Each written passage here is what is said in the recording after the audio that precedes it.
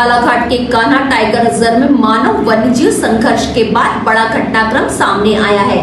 पर्रापुर गांव में महिला की जान लेने वाली समस्या जनित बाघिन T27 का आखिरकार सफल रेस्क्यू कर उसे वन विहार भोपाल भेज दिया गया।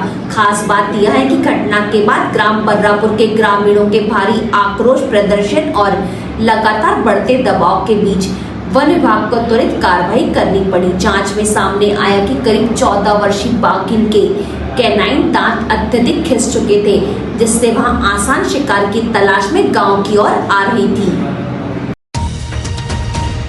2 अगस्त 2026 की मध्य रात्रि कान्हा टाइगर रिजर्व के बफर जोन अंतर्गत खापा बफर परिक्षेत्र की कुमादेही बीट के ग्राम पर्रापुर स्कूल टोला में बाघ के हमले में सुगनी बाई बैगा की दर्दनाक मौत हो गई। घटना के बाद पूरे गांव में दहशत फैल गई और ग्रामीणों में वन विभाग के खिलाफ जबरदस्त आक्रोश देखने को मिला। ग्रामीणों ने घटना के विरोध में प्रदर्शन किया और मांग की कि गांव के आसपास लगातार घूम रही बाघिन को तत्काल पकड़कर हटाया जाए। लोगों का आरोप था कि लंबे समय से बाघ की गतिविधियों की जानकारी देने के बावजूद प्रभावी कार्रवाई नहीं की गई, जिसके कारण एक महिला की जान चली गई। ग्रामीणों के बढ़ते आक्रोश और प्रदर्शन के बाद वन विभाग ने पूरे मामले को गंभीरता से लिया और रेस्क्यू अभियान तेज कर दिया। कान्हा टाइगर रिजर्व प्रबंधन ने पूरे इलाके में कैमरा ट्रैप लगाए, विशेष गश्ती दल बनाए और हाथियों की मदद से लगातार सर्च ऑपरेशन शुरू किया। जांच के दौरान गांव के आसपास लगभग 14 वर्ष आयु की मादा बाघिन T27 की लगातार मौजूदगी सामने आई। वन अधिकारियों के अनुसार यह बाघिन पहले भी कई बार ग्रामीण क्षेत्र के आसपास देखी जा चुकी थी और घटना से एक रात पहले भी गांव के समीप शिकार करने का प्रयास किया था। इन परिस्थितियों को देखते हुए प्रधान मुख्य वन संरक्षक एवं मुख्य वन्यजीव अभिरक्षक मध्य प्रदेश शासन से विशेष अनुमति प्राप्त की गई।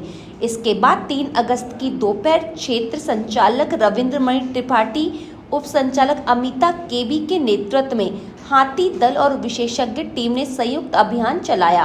वन्यजीव स्वास्थ्य अधिकारी डॉक्टर संदीप अग्रवाल ने बाघिन को सुरक्षित रूप से ट्रैंक्विलाइज कर उसका स्वास्थ्य परीक्षण किया।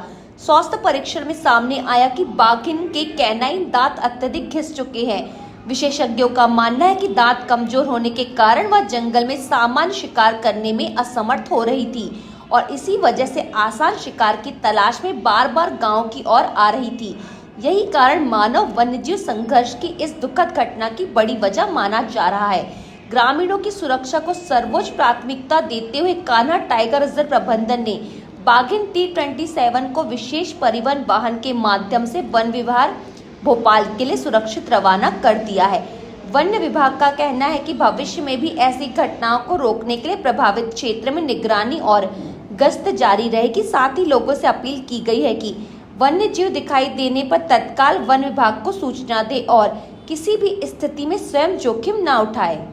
जो कान्हा के बफर क्षेत्र से लगा हुआ जो गांव है पर्रापुर बैहर थाने के अंतर्गत, वहां पे एक महिला को बाघ द्वारा मार दिया गया था और फिर हमने जब सर्च कराया, हमारी टीम लगी, हाथी लगाए गए तो उस बाघ का मूवमेंट आस पास पाया गया।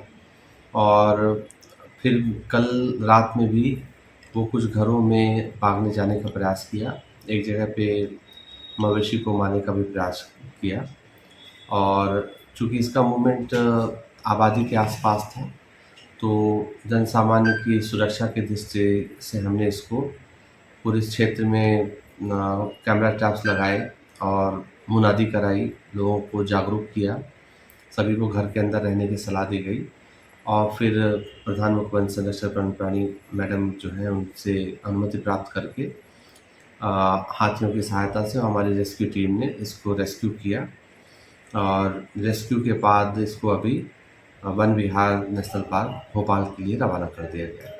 संदेश देना चाहेंगे आम लोगों को यही संदेश है कि इस तरह यदि बाघ का मूवमेंट कहीं समझ में आता है तो वन विभाग को तत्काल सूचना दें और कभी कभी बाघ उनके क्षेत्र में यदि आता है तो थोड़ा सा जागरूकता रखें, रात में अकेले ना निकलें और छोटे बच्चों को भी बाहर न निकलने दें और सुरक्षात्मक दृष्टि से पूरे प्रयास करें।